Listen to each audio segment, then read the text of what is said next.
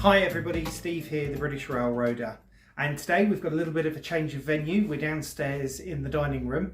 The main reason for that is I thought today it might be fun if I got down my HO scale layout, which you normally see behind me on a shelf, and that we have a little play.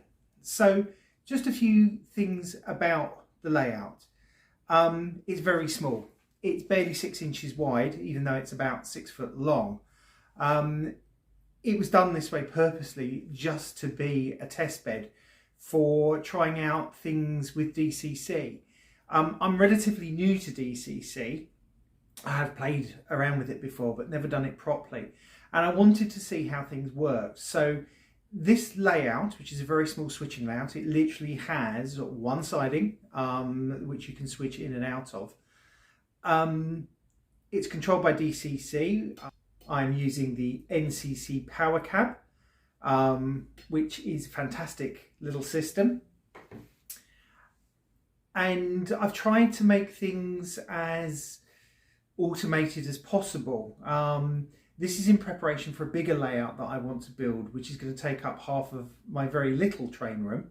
But those of you that follow me on Instagram or in some of the same groups as me on Facebook will have seen this track plan that I'm putting up now, which is my proposal for what I'm going to do with the room.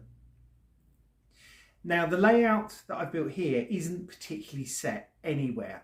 That means that I can run whatever locos and freight cars that I want. All I know is it's somewhere in North America. However, I primarily use Farmrail locomotives. And the reason for this is because of a fellow YouTuber whose channel goes by the name of Red Dirt and Rails. His name's Alex, someone who I've become quite friendly with in the last year, thanks to Instagram and Facebook, etc. And he's from Oklahoma and he models Farmrail. And one day I was having a trawl through YouTube and I stumbled across his videos and I was immediately drawn in by the Farmrail system. I like short lines. I think when you're a modeler with very little space, short lines work really, really well. And that's kind of why I don't model British prototypes anymore, because we don't have those kind of short lines over here, which is a shame because they're actually quite interesting. Anyway, enough of me talking. Go and visit Alex's channel. I'm sure he'll appreciate the business. He's got some lovely models, and him like me, we both kind of work on the Lance Mindheim principle of keeping it sort of relatively simple. So let's move over to the layout, have a quick look, and then we'll start having a play. So here's the layout in all its glory. As I said, it's about 6 feet long, but it's only about 6 inches wide. And we basically have over, if I zoom in, we have a switch which leads to an industry where there are 2 car spots. And even though it's quite simple, you can have a lot of fun switching things in and out. You'll notice along the front there are a series of switches. Those switches operate some of the functional things on the layout, like lights, the crossing gate, or the crossing, there's no gate on it, but the crossing, etc.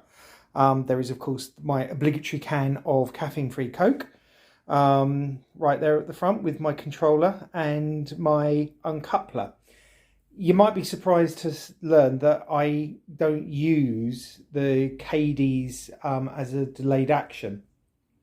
I did try it. I found that I really couldn't get on with it. And a lot of layouts that I've seen, people hand uncouple either using toothpicks or the KD uncouplers. So today what we're going to do, in a moment, we will fire up number 2309 over here. This is my Farmrail GP38-2. We'll fire her up and then we will back her up. Oh, you can hear some noises in the background thanks to her Soundtracks decoder. And what we're going to do is back her up, and in the warehouse siding, we have 2 box cars. And what I want to do is take that green box car at the back and swap it with the blue box car at the back of the train on the main, which is probably easier said than done. But it'll take a few moves and we'll do it quite slowly. The switch is operated by DCC. The point motor and the stationary decoder from a company over here called Rails of Sheffield. They've had them produced for them, I think, by DCC Concepts. The stationary decoders are just fantastic. They're so easy to use. So, you know, if you are over here in the UK, check them out. But you might also be interested in the States. I'm sure they ship internationally. Okay, so let's get a bit closer to the layout and start things up.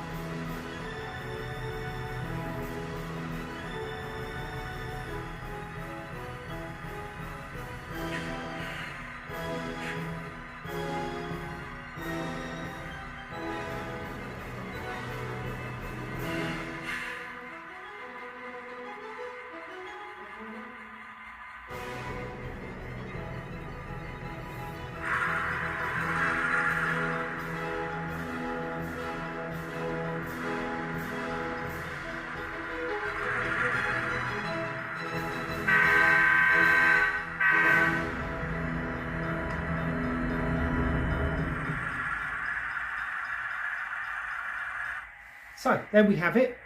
Everything's shuffled about. We now have the right boxcars in the right place.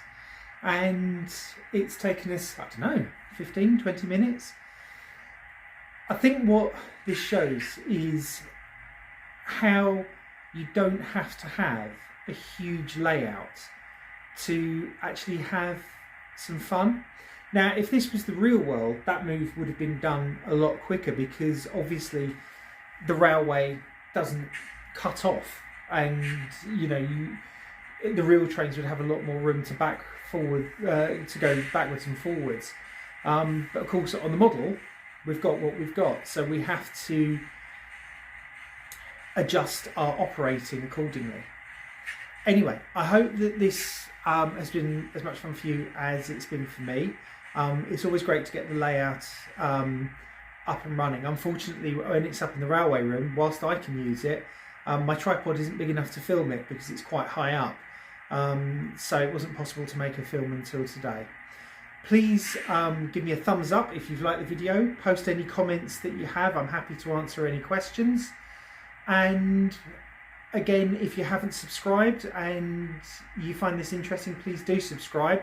I think I'm on about 31 or 32 subscribers at the moment, so a few more would be nice.